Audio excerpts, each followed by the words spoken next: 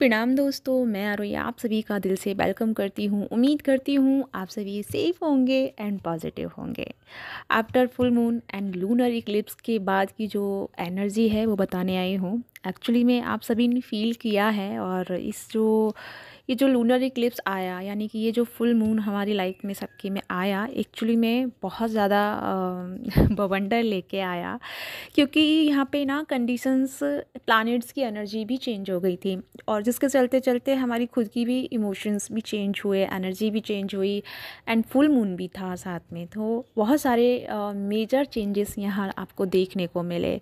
लेकिन ये मैसेजेस मैं आपको थोड़ा लेट दे रही हूँ। हालांकि अभी भी चलेंगे, ये एनर्जी कंटिन्यू रहेगी। करीबन आपके 11-11 पोर्टल तक आते आते ये एनर्जी बैलेंस में आएगी, ठीक है। तो सबसे पहले मैं ये कहना चाहूँगी कि जो ये लूनर इक्लिप्स गया है, इसके साथ में ना जिन लोगों के लाइफ में या कुंडली चार्ट में आपके राहु केतु एंड सैटर्न का कहीं ना कहीं इशू है, तो प्लीज़ सावधान हो जाइए। क्योंकि ये जो लूनर इक्लिप्स है ना, तीनों एनर्जियों को बहुत ज़्यादा एक्टिवेट कर दिया है। यानी कि ये जो है ना अपनी सरफेस लेवल पे आ गए हैं। अगर मैं बात करूँ सैटर्न एनर्जी की, तो आप सभी जानते हैं सैटर्न एनर्जी कर्मा को इंडिकेट करता है, साथ में हमारे 3D लाइफ को बैलेंस करता है, मटेरियल लाइफ को हमारी कुछ स्टेबल बनाता है, पैसे को लेकर के, ठीक है। ये हमें शिक्षा देता है, धन देता है, ज्ञान देता है, ठीक है। इन सारी चीज़ों में ये इनका रोल प्ले करता है, जो कि सैटर्न प्लैनेट है। और साथ में हम केतु की बात करें तो केतु हमेशा बैराग को दर्शाता है। केतु हमेशा आपको मोक्ष की तरफ लेके जाएगा, हमेशा आपको स्पिरिचुअल साइड को आपकी एक्टिवेट करेगा, ठीक है।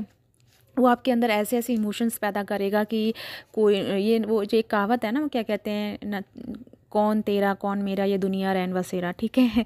ऐसी वाली एनर्जी में आपको लेके चला जाएगा, ठीक है।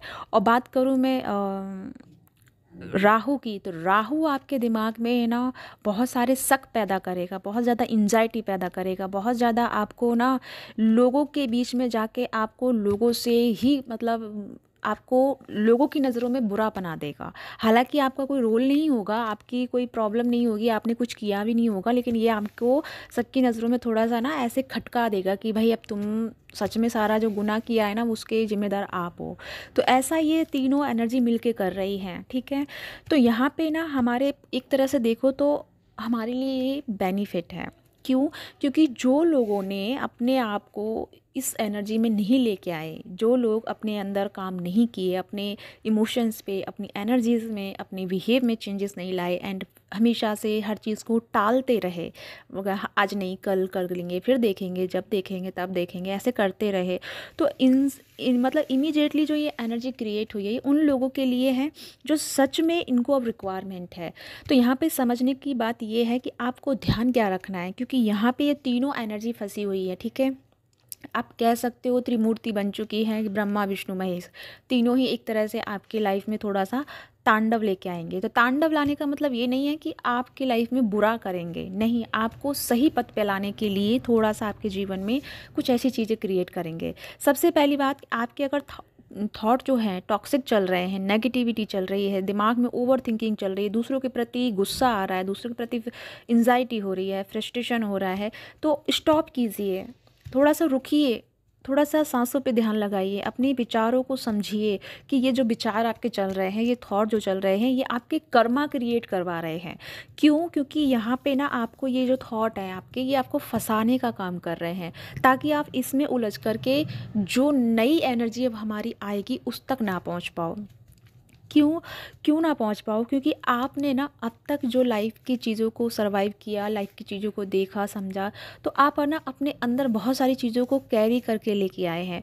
और वही चीज़ें जो है ना, ज़रा सा ये एनर्जी का इफेक्ट आया तो वो सारी चीज़ें आपके अंदर ना जैसे कि एक के बाद खुलना शुरू हो गई। जैसे होता है ना कि एक के बाद दरवाज़ा खुल रहा है, तो ऐसे आपके जीवन में हो रहा है कि एक के बाद प्रॉब्लम्स आ रही हैं, एक के बाद जैसे ही आप थोड़ा सा, जितना आप पेशेंस रख रहे हैं उतना ही चीज़ें जो है ना थोड़ी सी आउट ऑफ कंट्रोल हो रही हैं। तो आपको यहाँ पे जो मैसेज है ये है कि आपको घबराने की ज़रूरत नहीं है। राहु थोड़ा-सा आपको लालची बना सकता है, तो लालच से बचना है, जितना हो सके बच जाइएगा, क्योंकि ये जो राहु है आपको फँसाएगा, आपको थोड़ा-सा ग्रीडीनेस में लेके जाएगा, ठीक है? तो इस चीज़ को समझिएगा, ज़रा-सा भी थोड़ा-सा भी लालच आए तो वहीं अपने आप को समझिएगा कि एक्चुअल में ये मेरे साथ हो क्यों रहा है? मैं ऐसा तो नहीं था या ऐसी तो नहीं थी, तो इस एनर्जी को समझिएगा। साथ में यह बात करूँ मैं सैटर्न एनर्जी की, भूल से भी किसी के बारे में अपशब्द मत कहिएगा।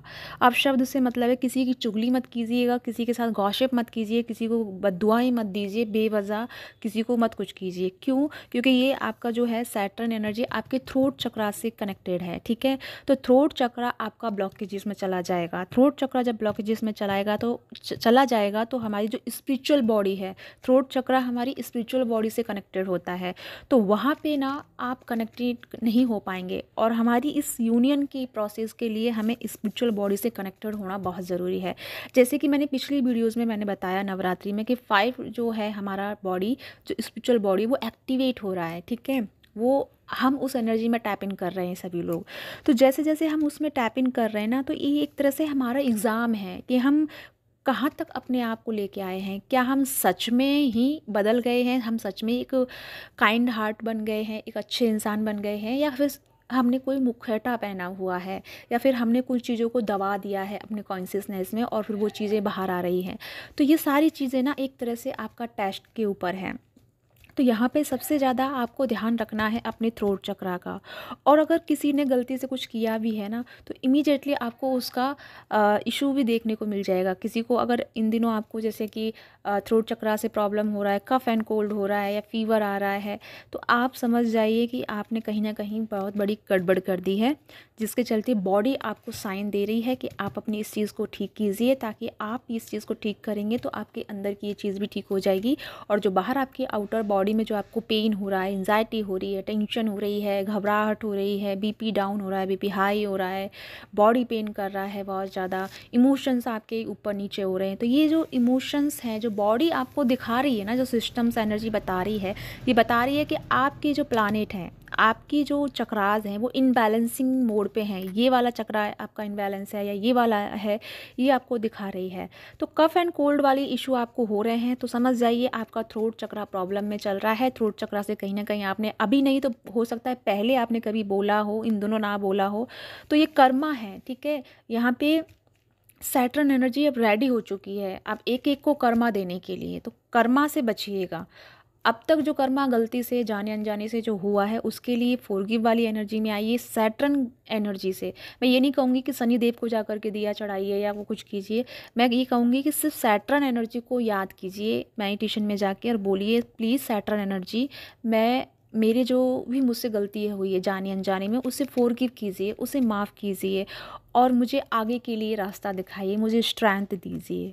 तो ये जब आप डेली करोगे ना, तो आपके ऐसा तो नहीं है कि आप कर्मा से बाहर आ जाएंगे, लेकिन आपको क्या है ना कि जो जिस कंडीशन में आप फंसे हैं उस कंडीशन से बाहर निकलने का रास्ता फिर आपको सैटर्न एनर्जी देंगे, ठीक है? सैटर्न एनर्जी फिर आपका हाथ थामेंगे, फिर आपको बताएंगे कि आपको भी इस तरफ चलना है, इस तरफ नहीं चलना, ये करना है, वो करना है। और सबसे बड़ी जो जिनको मनी से लेके प्रॉब्लम आ रही है, उनकी जो मनी ब्लॉकेजेस चल रहे हैं वो यहाँ से आपके स्टार्ट हो जाएंगे हील होना, क्योंकि मनी से सारा जो जुड़ाव होता है वो हमारा सैटर्न एनर्जी से होता है। तो सैटर्न एनर्जी को ठीक कीजिए, थ्रोट चक्रा को हील कीजिए, मेडिटेशन कीजिए, 7 चक्रास हीलिंग कीजिए अपनी, ठीक है?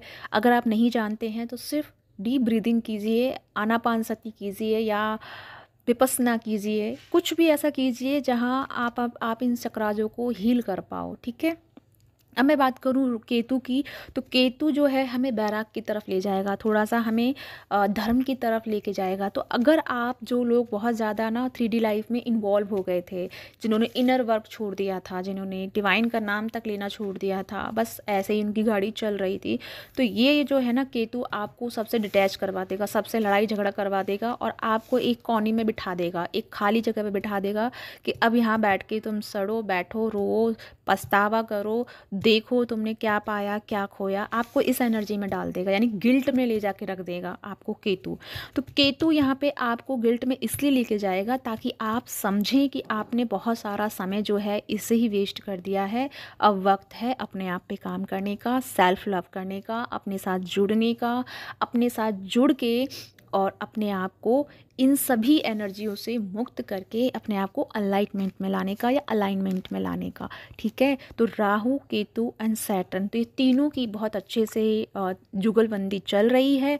तो अपने आप को बचा के रखिए। अपने अगर आपने कहीं गलती जाने अनजाने से हो भी रही है तो माफ़ी मांगिए और शांत हो जाइए।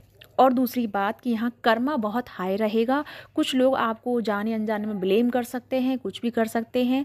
तो यहाँ पे सबसे बड़ा प्लस पॉइंट जो आपके लिए रहेगा कि आपको जितना हो सके शांत रहना है। क्यों रहना है? क्योंकि यहाँ पे ना आपकी एनर्जी लग चुकी है, आपको कर्मा मिल रहा है या बार बार परेशान हो रहे हैं, लाइफ में बहुत ज़्यादा आप स्टक हो गए हैं, तो किसी ना किसी को तो भेजा जाएगा ना कि आपके इस वार्डन को हल्का किया जाए, आपके इस एनर्जी से थोड़ा सा बाहर आपका कम किया जाए।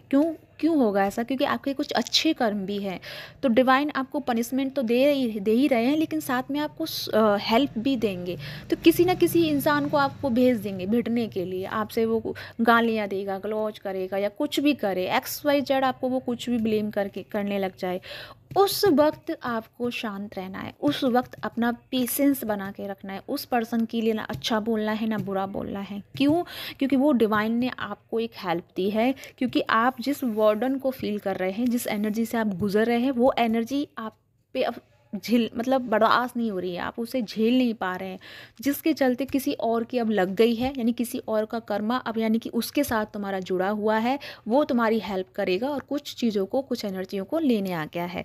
लेकिन यहाँ पे अगर आप रिएक्ट करेंगे, आप जैसे कि उसने बोला तू और तुमने भी बोल दिया तू, तो यहाँ पे बराबर हो जाएगा, उल्टा एनर्जी और आप क्रिएट कर लेंगे। तो जितना हो सके रिएक्ट करने से बचना है, खासकर उन लोगों से जो लोग आपसे भिड़ने आ रहे हैं। शांति से उनको धन्यवाद कीजिए, गॉड ब्लेस कीजिए। क्यों? क्योंकि वो आपकी हेल्प करने आ रहे हैं, बहुत बड़ी हेल्प करने आ रहे हैं। तो अपने आप को बैलेंस में रखिएगा, जितना हो सके अपना दिमाग खोल के रखिए, अपनी एनर्जी को ओपन रखिए, फुल अवेयरनेस के साथ में ये 11-11 पोर्टल तक आपको रहना है। क्योंकि ये सारी एनर्जी लग चुकी है, इसमें अपना रोल तो कुछ है नहीं, क्योंकि प्लानिट की एनर्जी है। अगर प्लानिट की एनर्जी से भिड़ना है तो फिर बहुत सारी चीज़ें हमारी जो एनर्जी जो चार्ट है उसकी बिगड़ जाती है। तो हमें एनर्जी के अकॉर्डिंग चलना होगा। तो अपने इमोशंस पे, अपने आप पे काबू कीजिए। लेकिन अगर मैं बात करूँ कम शब्दों में, पूरी इस एनर्जी का जो तोड़ है वो ये है कि जितना हो सके ध्यान से जुड़ जाइए, जितना हो सके 10 मिनट 20 मिनट सुबह शाम में। कुछ नहीं आता मत कीजिए, सिर्फ सांसों को पकड़ लीजिए, ओम चैंटिंग कर लीजिए। बस ओम चैंटिंग करते करते ही आपकी ये एनर्जी इतनी हील एंड बैलेंस हो जाएगी। और जब हम ओम चैंटिंग करते हैं ना, तो मुख से जब आपकी एनर्जी निकलेगी, ओम की जो ध्वनि निकलेगी, जो वाइब्रेशन पैदा होगी, वो आपके चारों तरफ एक प्रोटेक्शन शील्ड क्रिएट करेगी, जिससे कि आपको बाहरी एनर्जियों से बचाव होगा। तो जितना हो सके ओम चैंटिंग 15 मिनट 20 मिनट करते रहिए। और एक ही जगह कीजिएगा, जहाँ आप पर्टिकुलर करते हैं वहीं बैठ के कीजिए। क्योंकि जहाँ आप मेडिटेशन करते हैं वहाँ आपकी एनर्जी का एक प्रोटेक्शन शील्ड क्रिएट हो जाता है, जहाँ मौजूद रहता है वो। अब वापस दोबारा उसी जगह बैठ के करोगे तो आपका फोकस होगा मेडिटेशन करने में, आप जल्दी से कनेक्ट हो जाएंगे अपने आप से। क्यों? क्योंकि आप जिस जगह बैठे हैं वो एनर्जी या वो पैलेस हील हो चुका है, वो एनर्जेटिक हो चुका है, एनर्जी उस पर लग चुकी है। तो आप दोबारा जब उस जगह बैठोगे तो जल्दी से कनेक्ट हो जाओगे अपनी एनर्जी से। तो ये करना आपको नहीं भूलना है, ठीक है? तो अपना ध्यान रखिए, इस एनर्जी को समझिए और आगे अपने आप को लेके जाइए। क्योंकि यूनियन सभी का नज़दीक है 11-11 पोर्टल पे। तो उससे पहले ये चीज़ें जो हो चुकी हैं लूनर इक्लिप्स की, तो इन्हें भी हम स्वीकार करते हैं दिल से और सबके लिए प्रेयर करते हैं और अपने आप को एक सही रास्ते पे, एक सही मार्ग पे लेके आते हैं, ठीक है? तो इसी के साथ चलती हूँ, मिलती हूँ नेक्स्ट वीडियो में। तब तक अपना ध्यान रखिए और खुश रहिए, अपने आप को बैलेंस करिए। तो इसी के साथ बाय बाय।